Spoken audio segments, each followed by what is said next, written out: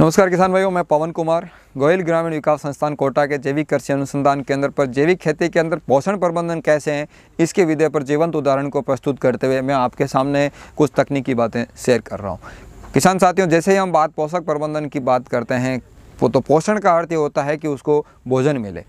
तो पोषण प्रबंधन के लिए वैसे हमने क्लियर कर दिया कि जैविक खेती के अंदर खाद की महत्ता होती है और खाद पड़े तो खेत, नहीं तो मिट्टी रेत। जितना आप ज़मीन के अंदर खाद डालेंगे तो उसमें इतने ही तत्वों की आवश्यकता नहीं पड़ेगी, अलग से आपको अतिरिक्त से कुछ करने की आवश्यकता नहीं पड़ेगी।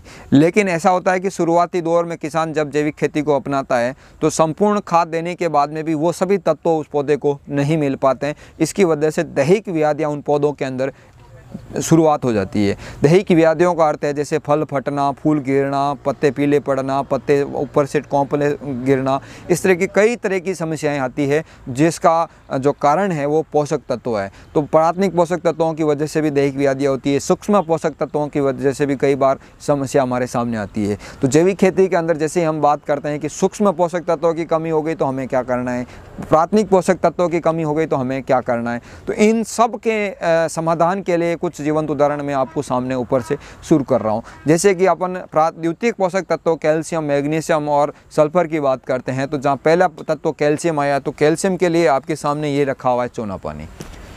तो जैसे ही हमने 100 लीटर पानी के अंदर, सादे पानी के अंदर 5-7 किलो चूना डाल दिया और चूने का घोल बना के 24 घंटा रखने के बाद साफ स्वच्छ पानी को हम सीधा स्प्रे करते हैं तो चूने के अंदर जो कैल्शियम की उपलब्धता होती है उससे हमारी तकलीफ दूर हो जाती है। वैसे ही हम मैग्नीशियम और सल्फर की बात करते हैं तो सल्फर के लिए हम राख का घोल बनाकर उसका स्प्रे करते हैं। वैसे ही मैग्नीशियम की बात करते हैं तो हमारी जो स्थानीय वनस्पति है, जैसे ये वनस्पति कारक आपके सामने लिखा हुआ है, हमारी स्थानीय वनस्पतियों के अंदर वो तमाम सूक्ष्म तत्व हैं वो उपलब्ध होते हैं। तो यहाँ के स्थानीय वनस्पति का हम घोल बना के पौधों के ऊपर स्प्रे करते हैं। ये जितनी भी वनस्पतियाँ हमने यहाँ पर 5-5 किलो सारी 100 लीटर पानी के अंदर हम यहाँ पर डालते हैं और इसको डालने के बाद जो घोल बनता है वो 100 लीटर पानी के अंदर 3 लीटर सादा पानी जो ये लिक्विड इसमें से छन के आता है उसका उपयोग हम लोग करते हैं।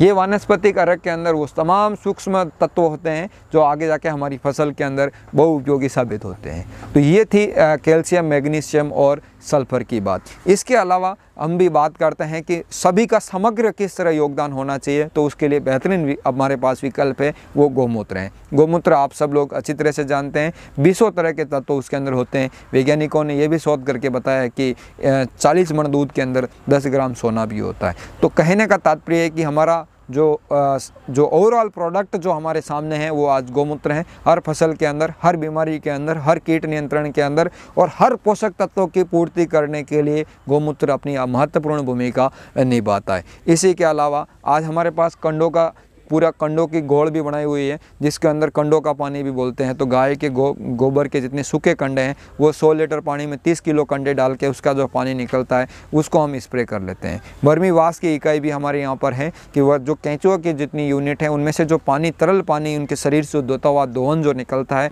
उसका भी उपयोग हम लोग कर लेते हैं। 100 लीटर में अपन 15 लीटर का उपयोग करके अपने फूल गिरने की, फल झड़ने की, फूल की क्वालिटी को, फल की क्वालिटी को, पौधों की ग्रोथ को बढ़ाने के लिए काम में ले सकते हैं। इन सब के साथ में एक बेहतरीन उत्पाद हमारा पंचगव्य है जो गाय के पंचगव्यों से बनता है, गोबर से, गोमूत्र, दूध, दही और इनके अलावा घी। इन सब को मिलाकर एक 40 दिन का प्रोसेस हमारे को पालन करना होता है। उस पूरी पद्धति के बाद में एक अंतिम उत्पाद जो बनता है उसको हम पंचगव्य कहते हैं। 100 लीटर में 3 लीटर पंचगव्य एक बेहतरीन भूमिका निभाता है। तो ये हुई थी जैविक खेती के अंदर पोषक तत्वों की पूर्ति की बात।